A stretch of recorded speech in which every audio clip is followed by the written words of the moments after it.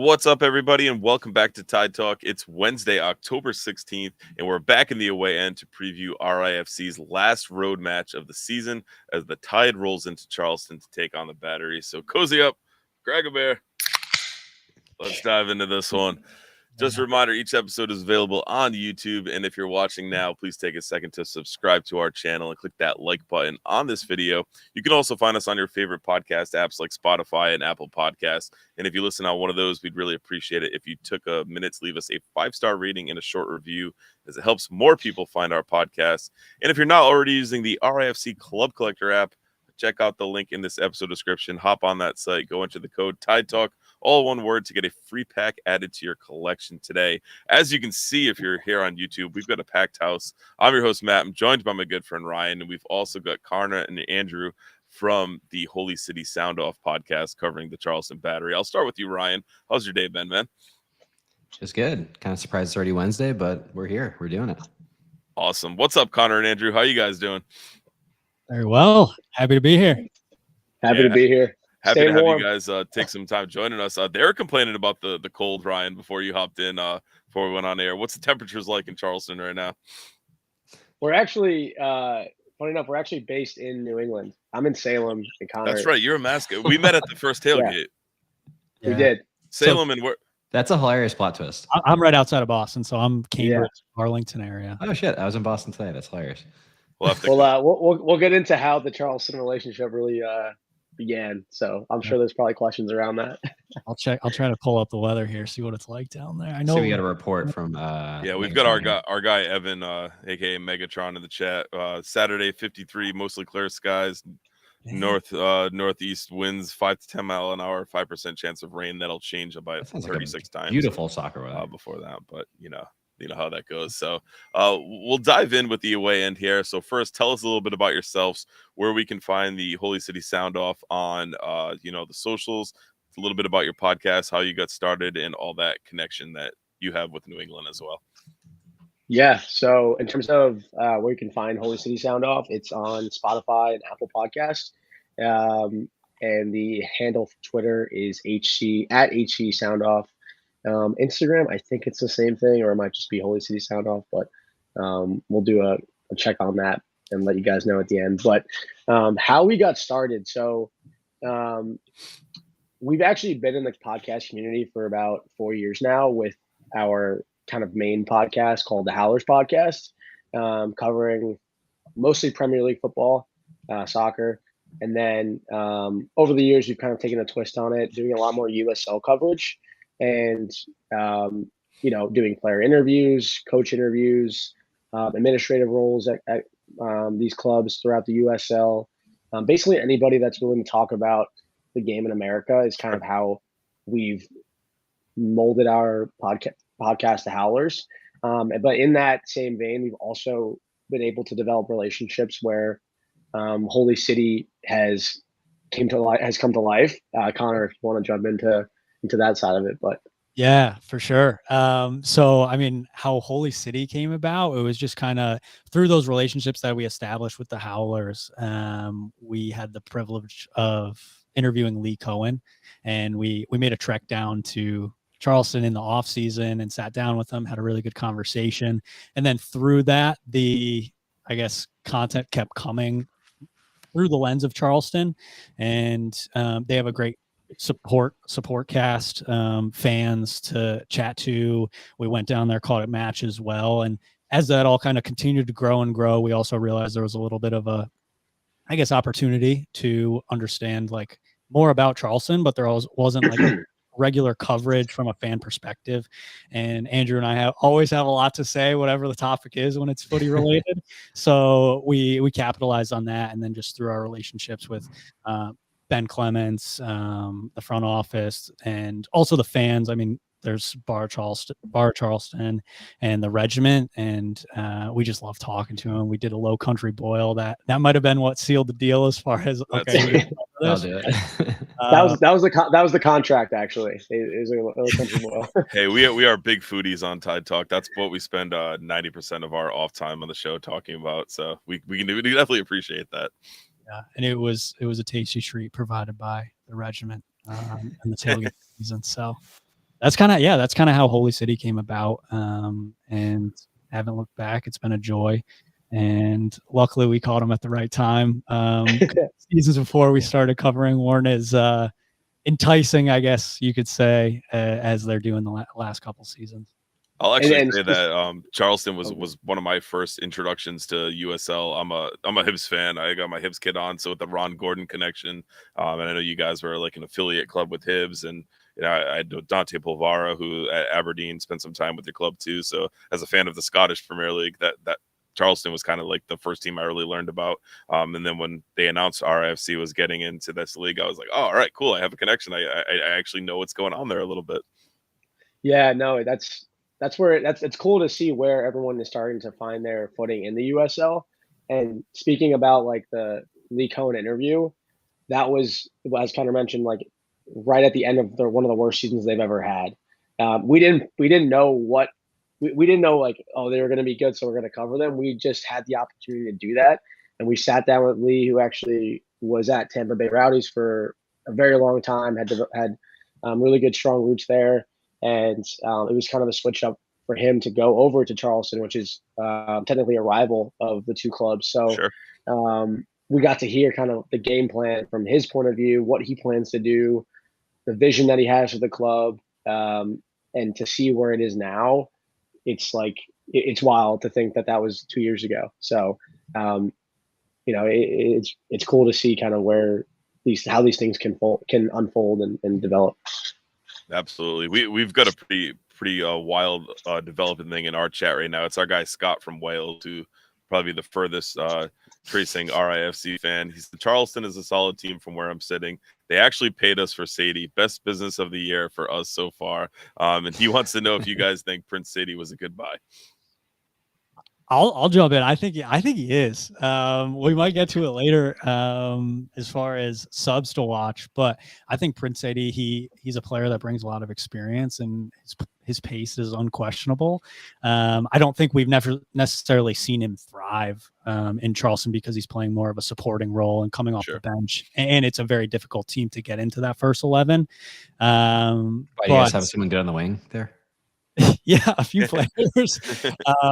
So I think, I don't know, to say it's bad business, I mean, I wouldn't. I think it was a really good buy with the experience that he brings, and just kind of solidifying the cast of support for the starting 11 that Pierman kind of goes to over and over again. Yeah, I'd second that too. I think Sadie was a good purchase just for depth and experience.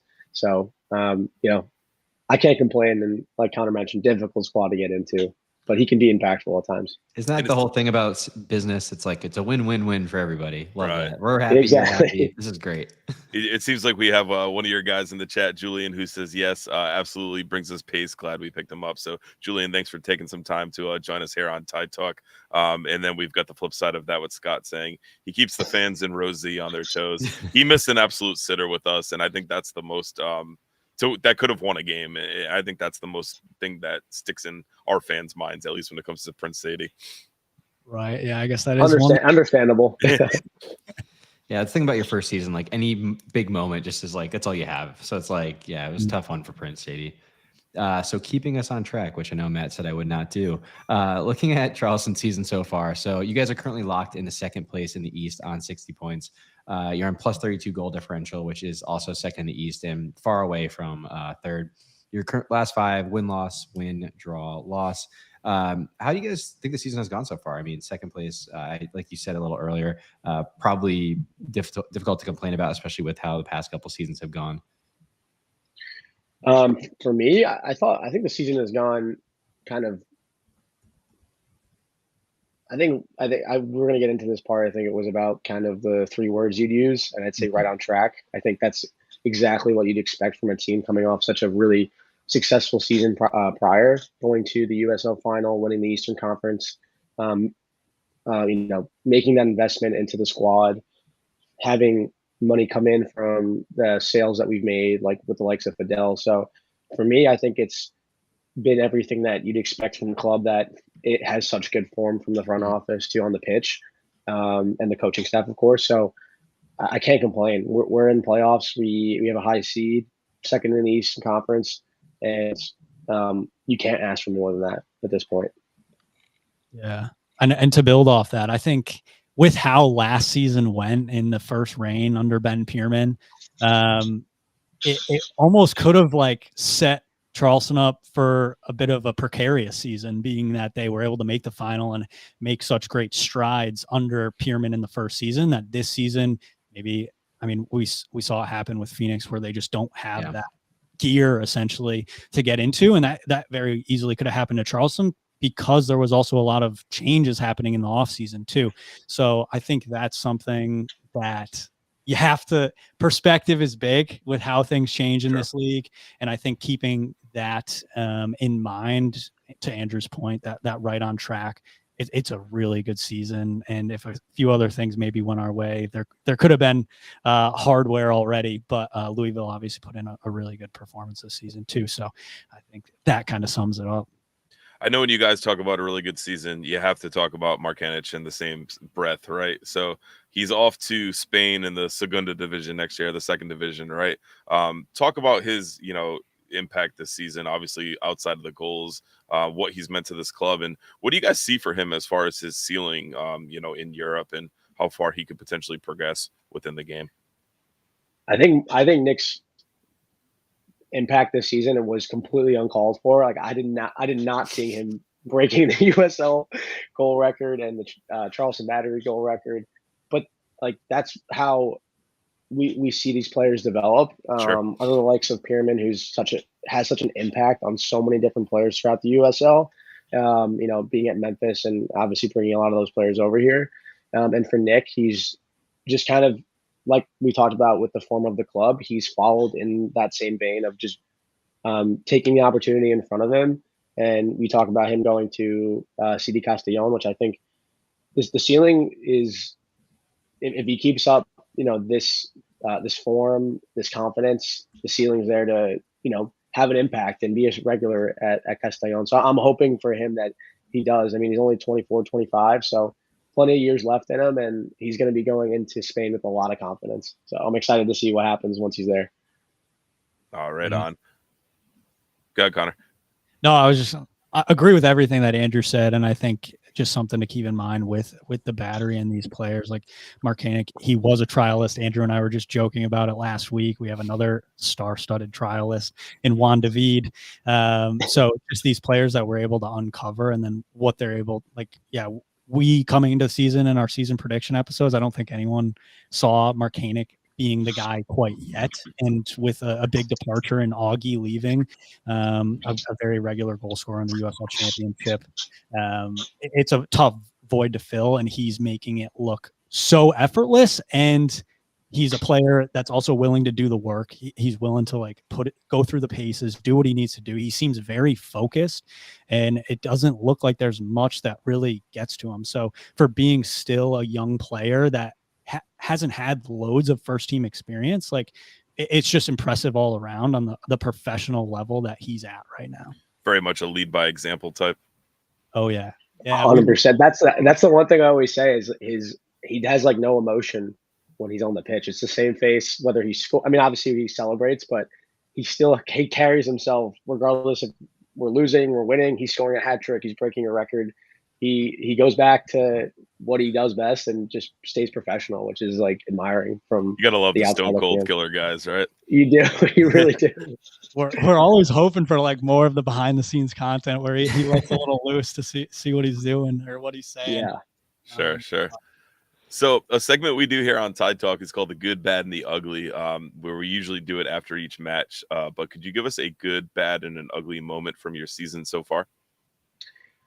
Yeah, I'll start off with the good. So this was around the last week of August, and we just talked about Nick and his move. It was when the announcement was made that he was going to be leaving the club, which you're probably thinking, why would I say that? But I think, again, the recognition that the Battery is starting to get on a global scale in terms of the players that we're able to develop and move on to the European leagues, as well as the financial rewards that we'll see from these types of transfers. Yeah. And then that was also in the mix of the goal record, inching closer and closer. So it was a combination of Nick is on the move and he's gonna break the record. He has like 13 games, 12 games to go. And I remember Connor and I found out about it. We were actually hanging out that day and we were like, oh, like this is insane. Like we have another player moving on to Europe, and it was rumored at the time, but to see it actually go through at that time was a high for the club. Obviously, being in really good form and like I said, great recognition for the club. So, Connor, you want to go for the good, or should I just go in order? I'll go for the bad. If you, that was the good. Yeah. And as for the bad, I wouldn't say it's like a singular moment, but this season, I guess we'll talk somewhere in early July, and even to start the season. So it's the combination of injuries and departures, and that's something that they had to deal with throughout the season. So first off, Sebastian Palma, he went down early with a season-ending injury, and that's someone who was very impactful come our playoff run. And last season, he was a player that we didn't really know what to expect from him, just based on his background and the knowledge of him. But last year, he really proved what he was capable of, what he could do as a center back, also on the ball, not only just defensively. So losing him early and not having like a true replacement right away is something we had signed Graham Smith in the offseason, so that he was a player that looked like he was going to be starting, but that supporting role, again, there was just no coverage for a good chunk of the season at center back, that if something else had gone wrong, Leland had a head injury right out of the gate in the first match. So it's like, man, like what could this bring? Mm-hmm. So there was that injury. And then there was the Malloy injury, who he's our playmaker. He can do it all. No one needs to say what he's capable of just because you know the name. Sure. So losing him for a good chunk of the season, I think that's something that you could look at as could have put us closer to Louisville and much more in contention for that, the player shield down the last couple of matches. So, and then the departures of LaCava and Guti heading out west were things that the front office had to be quick on their feet, and they had to get things done in a very timely manner in order to kind of leave the season uninterrupted. So that's what I'll categorize as the bad, was just the departures and injuries. Every team has to face these sorts of things, but it did feel like at that point in like end of June, early July, that the battery had got hit a little harder than what we're used to. Well said. We'll go with the ugly. Connor and I were talking about this before, because there's moments that you can categorize as ugly, but we did go on a streak of, or not a streak, but there's a lot of wins this season that come with a red card given to the other team. So kind of the battery getting 3 points or getting a point against a side that is down a man, that kind of rubbed us the wrong way in terms of like maybe we're not able to do it with 11v11. So however you want to look at that, I think it can be concerning. It can be ugly at times, where you don't feel like you might have a false sense of security in terms of where these wins and how these wins are coming. But we got the 3 points. Red cards are part of the game, and we take advantage of them. So it is what it is. Sure. I mean, if that's your ugly, we can understand that's not a bad ugly at all. We can also understand that as a heavily disciplined team. So as I think you've already alluded to, another one of our post-match segments is the RIFC in 3. So that's when listeners chime in with their 3-word review of the match. So Andrew, I know you already gave us one. If you want to give us a bonus one, feel free. Yeah, we had one actually for. So are we giving this for Rhode Island or for Charleston? Charleston. Okay, I had right on target. We also have one for Rhode Island, if that's cool. Absolutely. We can do a bonus one. I love it. All right. I don't know, Connor, if you have one for the battery, but we'll I'll try to think. He can come up with something. He's got time. Yeah. You can fill the gap for him. So we had support means everything. So I think one of the things we talked about before we jumped on us four was the amount of support that RIFC has gathered in the year. When would you guys announce? 2 years ago? Just probably, about, yeah. Probably 2 years ago. Connor and I had the chance to cover Rhode Island in a vlog for the Howlers. Actually, it was a rainy Saturday night, freezing out in April. The fan section was packed. Where usual fans go, or like the crowd is away from the supporter section, was also filled. Like people were there in the masses. It's a thing to do on the weekend. and the game day setup was really impressive from. That's right. That was the one of front the most office. miserable matches It was, yeah, it of was the horrific. season. That was as far against as the that was weather. against Yeah, Charleston. yeah. That was it was brutal. I think Exactly. it was 0-0 too. Had don't think- way there's too much to also a red drink card that in that night one, to try too. to stay warm too. So Yeah, we had a red And card even- for Glenn.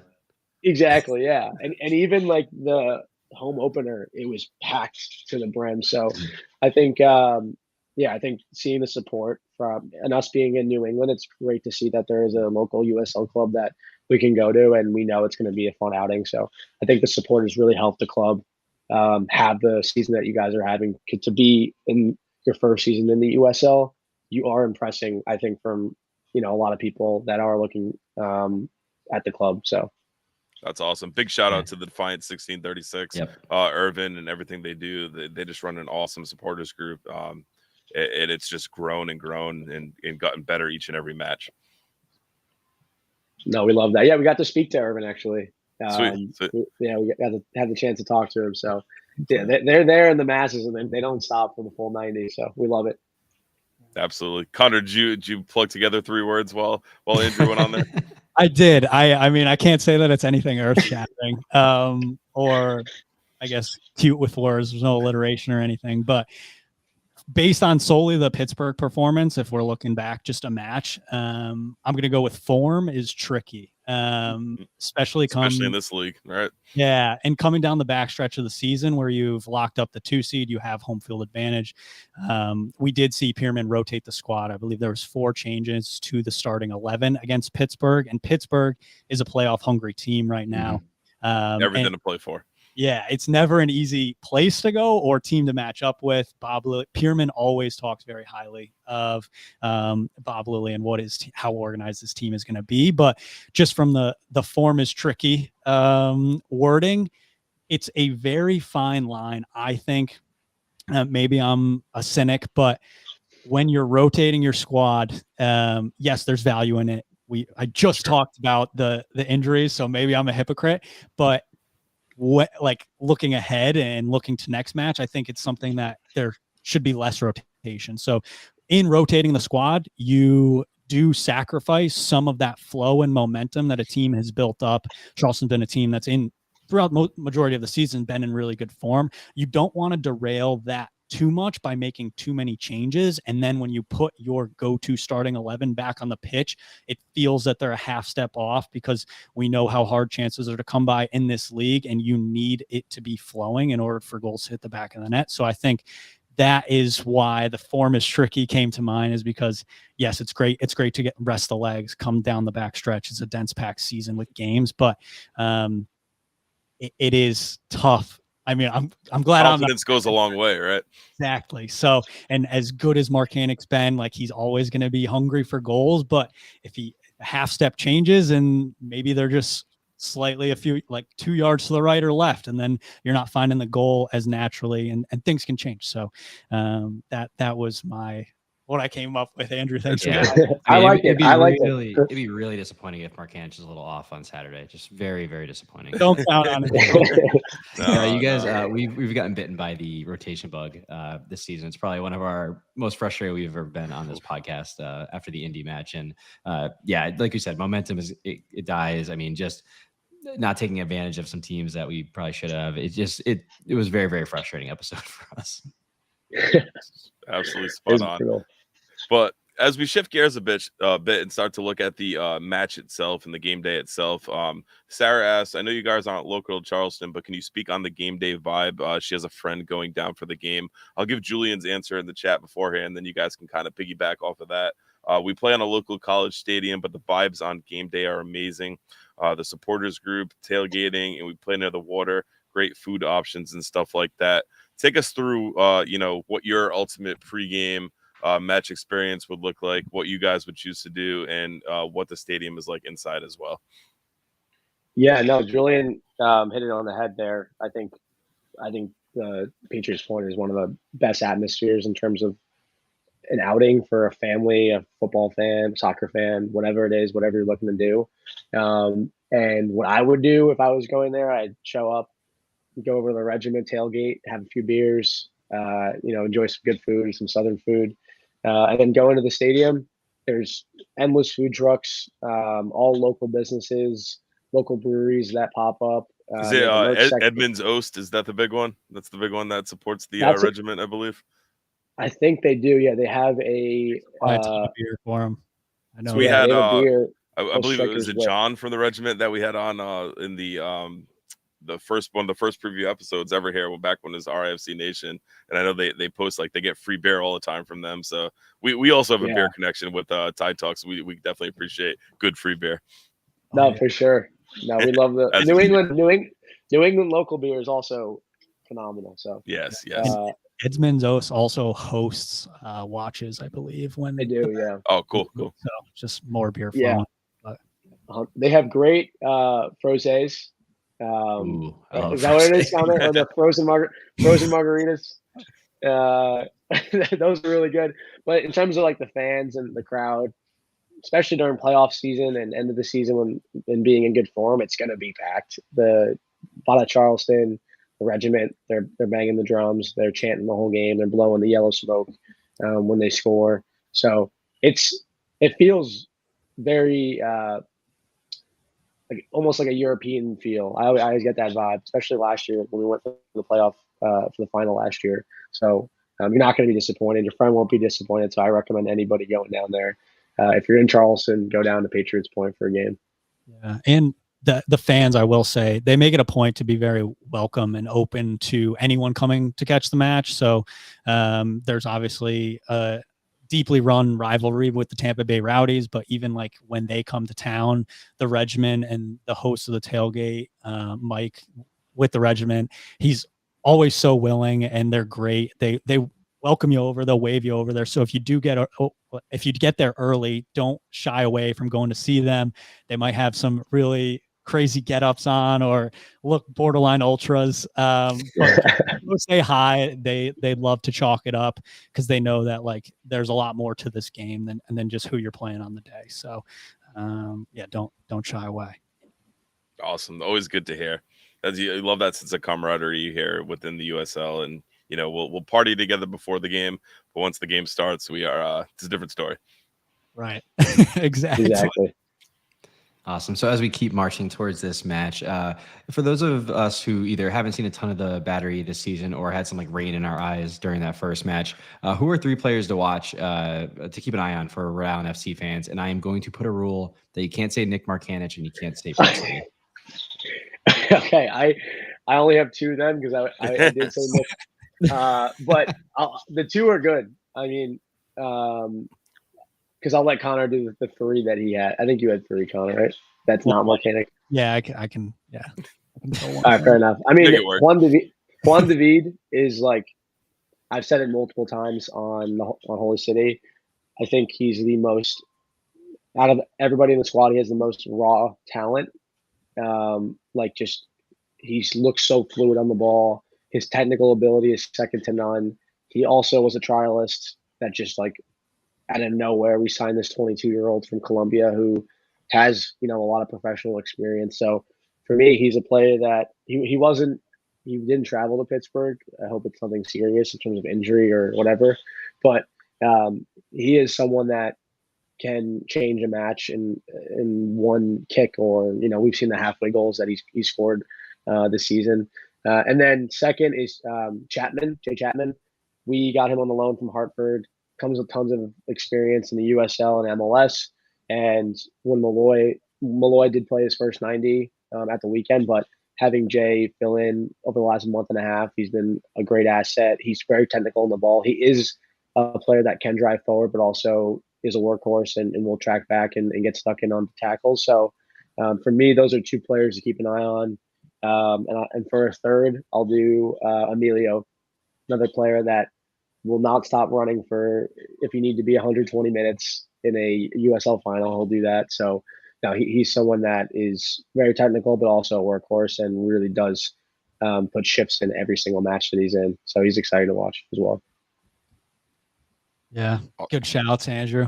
To add, so geez, I'm going to be giving you guys a lot of players to watch. It's going to make it harder because you're not going to know who to watch. But I think Julian was in full agreement with you, Andrew, by the way, and pulling up his comment. Oh, was he? Yeah. Oh. Shout out Julian. Shout out Julian. We love it. Yeah, I think he also mentioned, Malloy. Malloy's in there. He's someone I already talked about, so I'll go a different direction. First is going to be MD Myers. So we talk a lot about Mark Hanick, and yes, he's a one-man wrecking crew, but him and MD combined for a joint goal scoring record this season as well. So he's someone that he didn't even really hit his stride until probably a month or 2 months into the season. So MD, he's very capable of scoring goals. He's going to be your lead. He's the front man, whether it's laying off. He's a fox in the box as well. So good luck getting your hands on him as far as the back line. He's a slippery fella when it comes to just catching the ball on a one-time, a quick touch, whatever it might be. Very capable goal scorer and also very unselfish. So if he does get in behind, he'll likely be looking for that trailing man as opposed to just finishing it off himself. But you never know. He's capable of doing it himself too. So MD Myers is going to be my first shout. Second, going to look more on the defensive side of the ball. So it's going to be Leland Archer. He's our captain.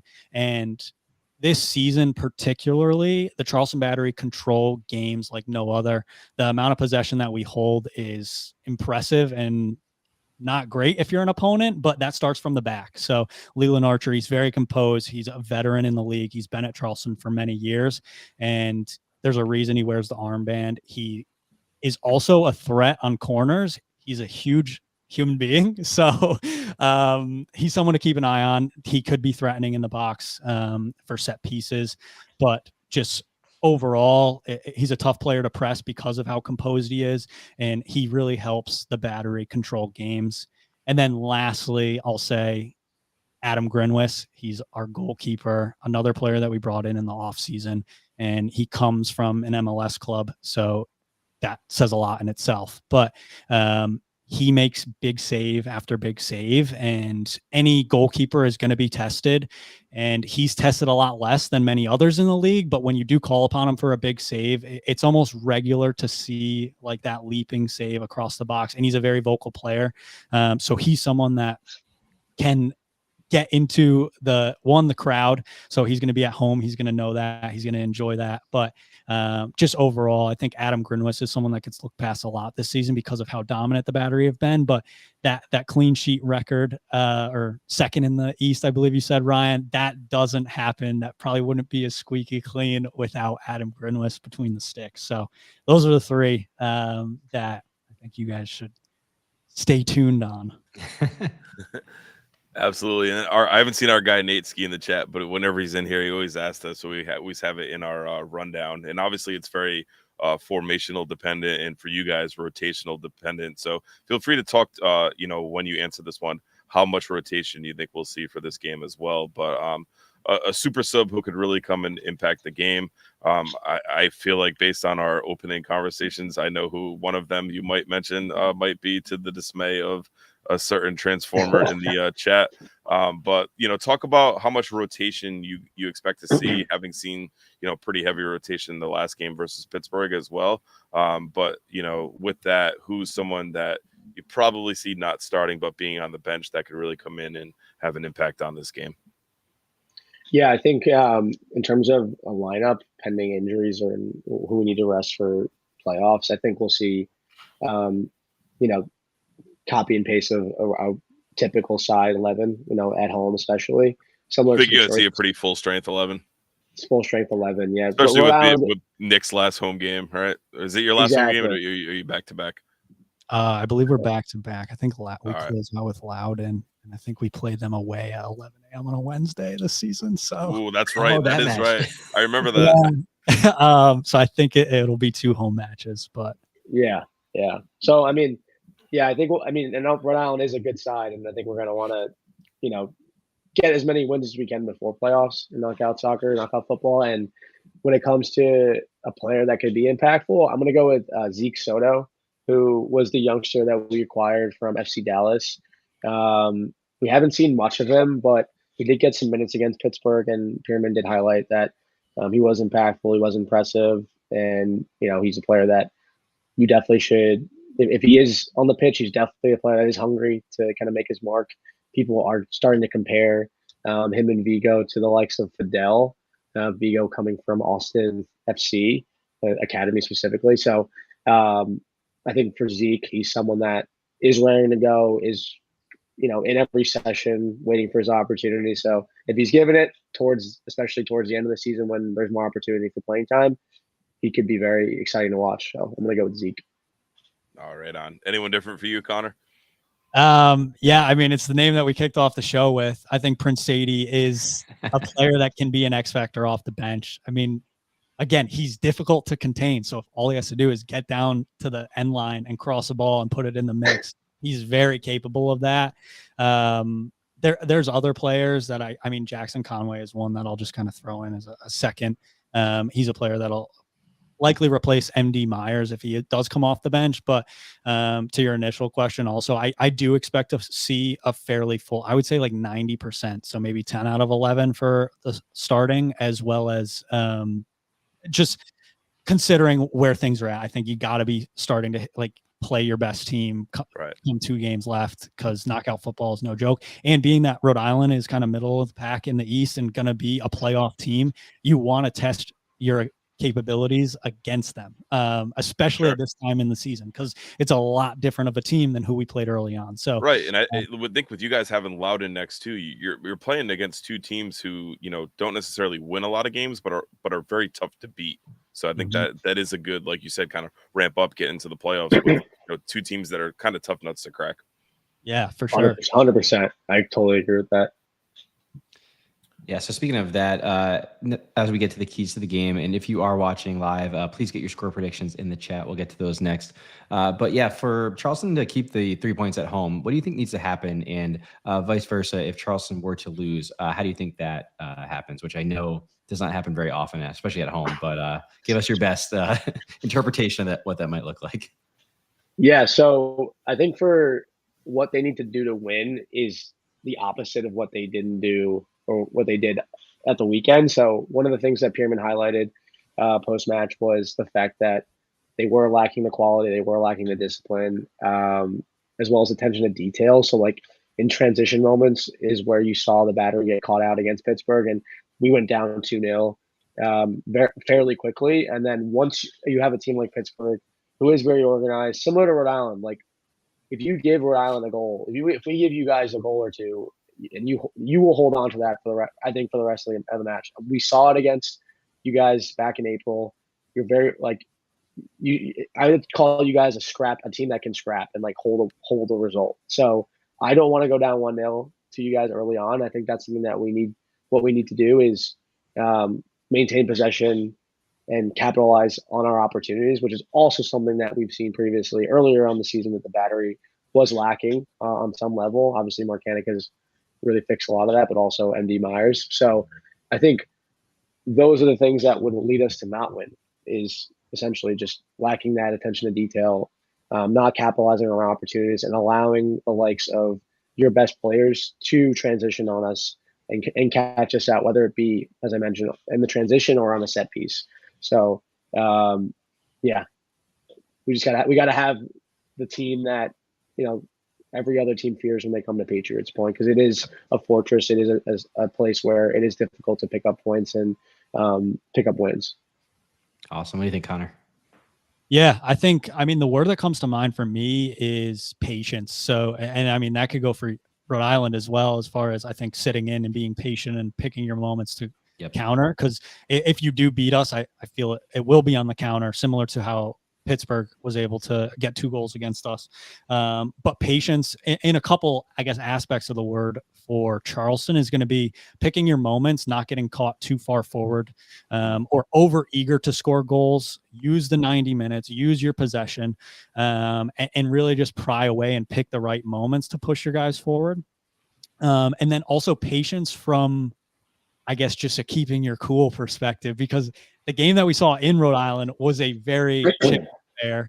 The match. Oh, I remember that ref was also absolutely one of the more whistle like 47 falls, I believe. Yes, that was that match. Yeah. So I think that's something that could play in. I think it's going to be a gritty game. Many of the games in the USL Championship are. The Battery, when we played Detroit 2 matches ago, it was a borderline bloodbath. It was crazy with the Detroit will scrap. Yeah, so the type of challenges coming in, I think that's something that a lot of teams are going to try to do against Charleston in the playoffs. Is they're going to sit deep. They're going to make them earn it. No chance is going to come easy. And then they're also going to be picking moments, maybe not intentionally, but every challenge means something for the opponent. So I think keeping your cool from a patience perspective, the players are really good at it. Pierman kind of pegs it into them, but yeah, you just really got to be patient, even when you do hold majority of the ball, and don't let Rhode Island get under your skin.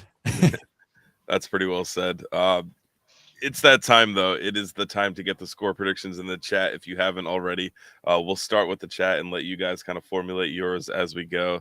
Our guy Evan at D16, we apologize for what he said in the chat. Julian, I know you've gone back and forth with him a few times. He's got 1-1, but it's hard to predict since we don't know what either side will look like. Let's see. We've got Sarah's got a 1-1 draw. Got to get the draw. That was almost Kings like your record. version of a hedge. Yeah, right. We've got Julian with a 5-2 Charleston win. I think he's confusing us playing Louisville. But I would say Julian did just come back with an actual prediction. Okay, because he took some heat in there. Hewan says, hate to say this, but 2-0 to Charleston. Malloy and Allen being the most pressure-resistant duo in the league, and a little bit of Torres magic. We've got our guy Andrew Quadros with 2-1 Charleston. Matt Hand said 5-2 RIFC, repeat of Louisville, we win. There you go. Susan's got a 1-1 draw, agreeing with Sarah. We've got Julian came back with not 5-2, 3-1. So there's the hedge. Ryan makes fun of me because I usually hedge my bets on these, but and Matt Hands came back and hedged his 5-2 with an actual 1-1. So what is going on tonight, everybody? Yeah, we've got a lot of two-faced bastards in the chat right now. Like double. And then Matt Hands is probably gonna write a different prediction on his blog this week. So like unbelievable stuff. Wild times here on Tide Talk. I'll go first. I'm not gonna hedge it. I'm gonna go 1-1. I don't feel anything great about it. But I do think that resting some guys can cause rust. I think it was Connor you mentioned. Playing well and momentum kind of being a big thing. So I fully see you guys trouncing Loudon in your final match. But I think it's a couple steps to get into gear for this one for you guys. So I see 1-1. I see us getting the Draw Kings record. So I'll agree with Sarah and Susan and definitely take that. And a couple of people with their actual predictions. Matt Hands, who will probably predict like a 3-1 win in his blog tomorrow. But whatever. We won't hold it against him. Please visit TideTalkRI.com to see that. Although he does like hugs, but I'm going 1-1. So Connor, you want to start just because you're closest to me on the screen? Yeah, for sure. I'm gonna agree with Andrew. I think you said Quadras was his last name. Yep. Apologies if I got that wrong. 2-1 to Charleston. Charleston, we don't drop points at home. I believe the last time we didn't get all three, until Detroit, so that was a draw, was like June. So it's been a long time since we dropped points at home. And I think 2-1 feels fair, even if there is a little bit of rotation. I think there'll be some goals. I don't expect to get a clean sheet, however. I do think there'll be a concession of a goal. I will say that Handsome John from Louisville in the 24-hour Purple also made a similar comment to we don't drop points at home, and he got 5. Great, he got my words. I'll just throw that out there. But Ryan, we'll kick to you. So we'll go every other on the score predictions. All right, everybody. So Charleston is 12-2-1 at home, and which basically matches exactly what Connor was just saying. So Charleston has scored 80% of the time in the second half at home. They've gotten a clean sheet 80% of the time in the first half, 67% of the time in the second half. So it's super, super critical for Rhode Island FC to win the first half of this one. But there are some things going in our favor. Charleston are a team who love to possess the ball. They are tops in the league there. They have 59% possession. As we talked about all year, RIFC, their big switch was basically trying to possess the ball left, has actually really, really helped them out. I also think with Quazera still out, I expect to see Duggan at left wing back again. I think that's really going to be to help out with Markanich, kind of double up on him down there to try to keep him quiet.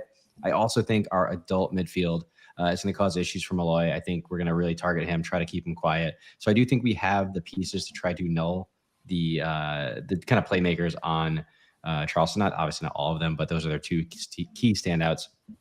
I have this as a 3-2 Rhode Island FC victory. I know I don't like it either, but I'm going crazy. I don't know.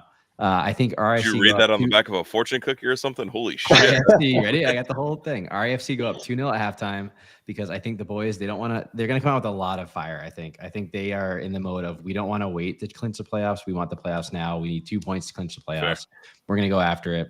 And I think we're going to see an absolute flurry of goals in the second half. I think a lot of them are going to come late. 26% of Charleston's goals are in the final 10 minutes, and 27% of Charleston's goals conceded are in the final 10 minutes. So I think this could be a kind of wild one down the stretch. And we see it for RIFC kind of holding on at the very bitter end, 3-2. Wow. That is basically, it has to, like, there's like a balance of the scales of like how boring the Loudon match was. Like, it has to come back the other way. It has to. Yeah, exactly. It can't be worse than that. Universe. Yeah, I said on our last episode to Ryan, I think we could play Loudon for 180 more minutes and it would still end in a 0-0 draw. Like, I think there was just the two of us going at it. The two worst matches of the year, I think. Yeah, absolutely. But Andrew, also, I'm just gonna say, just shout out Noah Fusan's coming back, and I'm just gonna ride for my guy and think he's gonna be big things. That's it. Andrew, you got the grand finale as far as score predictions for this one. What are you feeling about this one coming up? I was gonna do 2-1, but then Connor took that from me. So I agree with Ryan that we're gonna win 3-2. No, not quite. But you are right in the fact that the first half is going to mean a lot for Rhode Island, and I think that's where you'll capitalize on a goal. But I think Charleston will come back and level it out before the second half or the end of the first half. But I think we'll end up finishing 3-1. We do tend to hit a second gear when, say we go up 2-1, especially at home. We have that ability to really turn it on, and I think with that 90% starting squad that we typically see, it can be a problem. And there seems to be a flux if you look at the previous results where it's like a battery loss and then they just like smoke the other team and then they lose and they pick up a couple of points and then like lose again and then smoke the other team. I don't think that's going to happen. I think it's going to be a scrappy match too. It's going to be ugly, but I'm going to go 3-1. I expect this to be just a really good game, no matter the outcome. I think both teams will be really looking to win this one. You guys coming off a loss, us looking to solidify our place and clinch the postseason berth without a little bit of help. But Ryan's doing a little bit of math right now. He's our resident nerd. I can tell by the look on his face. I know we can coming out of my ears. I know we can draw this one and still get in. So Yeah. So I think if Loudon and Pitt draw and Tampa beats NCFC, we would be in. So that would be. But the I don't scenario. want that to happen because that also kills the home playoff berth if Tampa beats NCFC. So. Fair. So we'll be scoreboard watching as well. I know the Defiance is running their watch party at a local restaurant as well, and it's small, numbers for that one because of the place and it being with the club. So make sure you RSVP to get in there. We're not going to be at Providence Brewing for this one. So for those of our listeners, we know we got some stuff going on. More important stuff to do. I'm going to be at the Providence Friars Late Night Madness, and Zach Brown's playing at it too. So that's a pretty cool night. That's a fun night. Taking my son, taking Zach. Yeah, it's cool.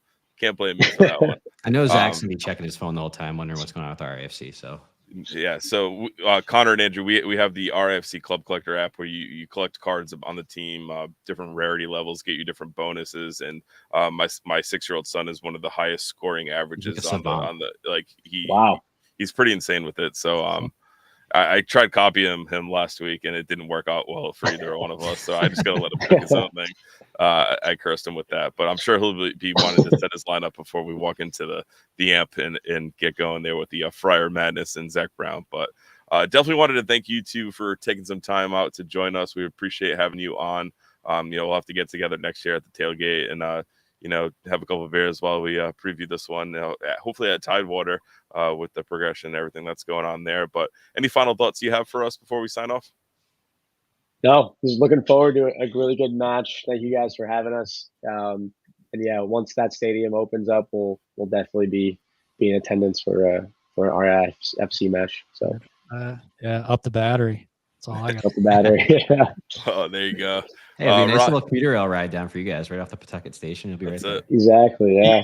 Not bad. how about you, Ryan? Any final thoughts?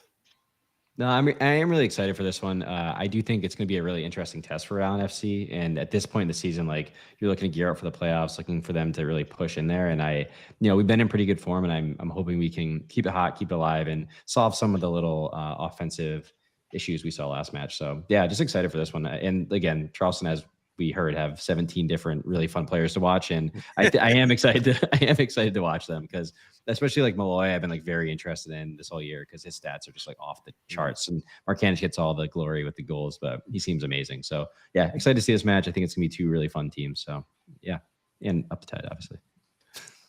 Also, we got Julian in the chat. Great live stream. Great to see the Holy City boys. Again, thank you for having him on. Ewan says, lovely show as per usual, guys. Matt Hand says, up the Tide. And he throws in the Cuban Missile Crisis. That is Frank Nodarce. That brought me and Ryan to tears in the last episode. I hope Frank can get going on a set piece, Matt. So that's why I'll bring those emojis up, and we can get it going there as well. Oh, but thank you again to Connor and Andrew for joining us. Been a pleasure hosting you guys. But that'll wrap things up for this one. Remember, Tide Talk is more than just a podcast. You can find us on Twitter, Instagram, and Facebook for daily social media content. You can check our website out for very regular blogs, 2 to 3 times per week, 4 times per week. I don't even know. I can't count. I teach gym. But make sure you click that link in this episode description to follow all of our accounts. I've been your host, Matt, for my good friend Ryan, and for our friends Connor and Andrew. Thanks again for joining. We'll see you next time. And as always, up the Tide. Up the Tide.